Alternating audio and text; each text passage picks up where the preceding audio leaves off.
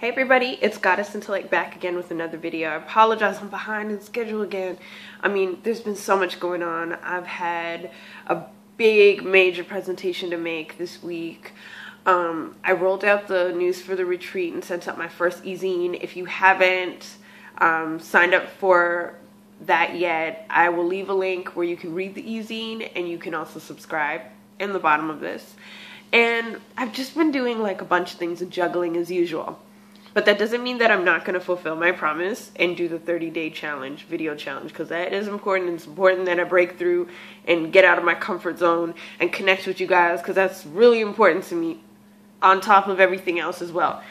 So today I thought I'd go onto the blog and look at what you guys are searching for, because it doesn't make sense that I make these videos if they're not about topics that are important to you.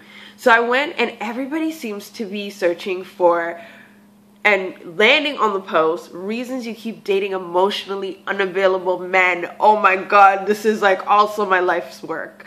I can't tell you how many times I've been in relationships with emotionally unavailable men, and it drives me crazy because I'm the kind of person, I don't know about you, but I'm the kind of person to put my all into a relationship. I go in, I go hard. You may not see it on the outside, but inside I'm like thinking about you all day and thinking about what you would like. And if I go shopping, would he like something like this too? And oh my God, what kind of gift can I buy him? And just everything. I make you a part of my life. I become really into whoever it is I'm seeing at the time. And that's wonderful and all, but it feels if it's not given back to you. And that's probably why I'm getting a lot of hits with searches for emotionally unavailable, like how to deal with emotionally unavailable men or why you keep attracting them. It's so important that you kind of get a hold of that, so that or get a hold of the reason that you keep attracting emotionally unavailable men, so that you can move forward. Because the flip side, where your feelings are reciprocated, is it's bliss. It's so much better. Like nothing else even matters. So I'm gonna I'll leave the link in the bottom of this video so you can go and read it again. But I'm gonna basically just go over what I wrote in the post and add my little oomph to it, video style. So the first thing is get gutted. Get real with yourself and get real honest about what you may have been putting out there that is attracting emotionally unavailable men. 9.5 times out of 10, you attract emotionally unavailable men because you yourself are emotionally unavailable. And what does that mean? What does that look like? How can I be emotionally unavailable if I'm giving my all to everybody and they're not giving it back to me? The fact is, you're not giving your all to everybody. You're just obsessing over someone, which is completely different. You're not exactly giving of yourself. And there could be some patterns that you're not aware of. Like, you may be giving your all into this relationship, but at the back of your mind, like, you're like, you know, oh, I know he's going to cheat, or you have some fear that this person is going to leave you, which is why I know that this was the reason for me, why I poured my everything into someone, because even though I did that, I had this fear that they would leave me, or that they would cheat on me, or there was this fear there. So I wasn't giving out of love and giving out of a space where I didn't want anything in return. I was giving so that I could keep that person or have a hold on them. So that's why I would get into,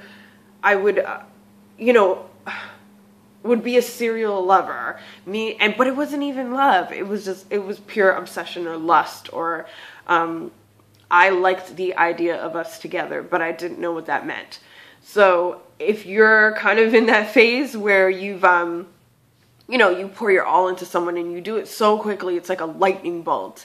I really urge you to kind of take a step back and see what patterns you may have been encouraging or you keep repeating in your love life that is causing that. And I'm telling you, a lot of the times, because there's something inside of us that makes us emotionally unavailable.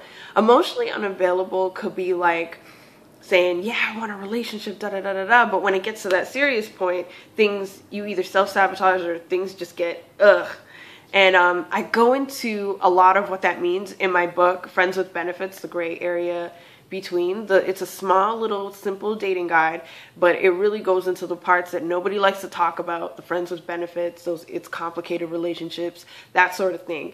So I also leave the link at the bottom. I do on all my posts because I do think it's an amazing guide. Even though it's a short read, it's amazing, and there's nothing out there on the market like it. I guarantee it. Plus, I put my own personal stories in it too, so you don't have to feel like, alone in the journey. So that's one of the things. Get gutted, get real with yourself, and figure out what you have been putting out there into the universe that has been attracting the emotionally unavailable guys to you, or women, because it happens to women too. Another tip I have is on top. Get rid of this perspective or this deep need to be the one on top, or the one that's always right, or the one who has the upper hand in the relationship, because when you get into an actual relationship, you will not always have the upper hand. There will be times where you have to not compromise, meaning that you have to kind of give up of yourself or not be yourself anymore, but there will be times where you have to be very compassionate and understanding to the other person, where you won't always get your way. So if you're holding on to that need to be right, or the need to have the last word, or the need to end the relationship first, which is something that I had deep in me. I was like, I have to be the right one. I have to be the one to end it first. I don't want to be the one that's hurt again. And if you keep holding on to that, that's another way of being emotionally unavailable. Because when we're emotionally available, we give our all, and we give freely, and we don't expect anything in return. So get rid of that need to be on top, or be the one that's always right, or be the one who has the upper hand. That will ruin you in any kind of relationship. The third one is stop letting shit slide. There's times where we have red flags in our face and we choose to ignore them. I can give you an example with me. I think there was one time where it's anytime there's any kind of inconsistency and there's no real reason behind it. So I think there was this one guy that I talk about in the book in more detail, but I would barely see him. And when I would see him, it was because it was convenient for him. And there would be long legs of time where we'd go without seeing each other, but we were always like texting, and at the time it was BBM. I think some people have BBM. I don't. No girl, no. But it was a lot of BBMing back and forth, and I thought in my head that meant that he cared, but it's not. It's not consistent. In order to have a relationship, there has to be some sort of consistency, and you have to be seeing each other, right? In order for the connection and the bond to develop. So I wasn't getting that consistency, and I didn't do anything about it. I mean, I wanted to complain a little, but I didn't do anything about it. And by doing something about it was going and seeing other people and looking for someone who actually wanted to see me. So I let shit slide, tongue twister. I let it slide for so long that when I actually did confront it, it made me look stupid because I had let it go on for so long. And this could be things like, it's usually the frequency. Because I can tell you, if a guy's really into you, he will make that effort consistently and very frequently to see you. So I know there's sometimes that guys, like, they'll call, you won't hear from them in weeks, and then they'll call and reappear again. Like, that ain't cool. That's the kind of shit that I said, don't let that slide. If it makes you feel uncomfortable, if you are up at night in your bed, or you feel lonely, and you're supposed to be with this person, that ain't right. That's how you know that's a sign where you're letting shit slide that shouldn't have slid in the first place. Confront that, nip that in the butt, and if that person's not willing to change, then there's other men out there who will actually have a conversation with you, not accuse you of, being too clingy and all that, and will actually see things on your level eye to eye. So those are the three things that I put in my article, and those are the three things I stick by, for reasons why you may be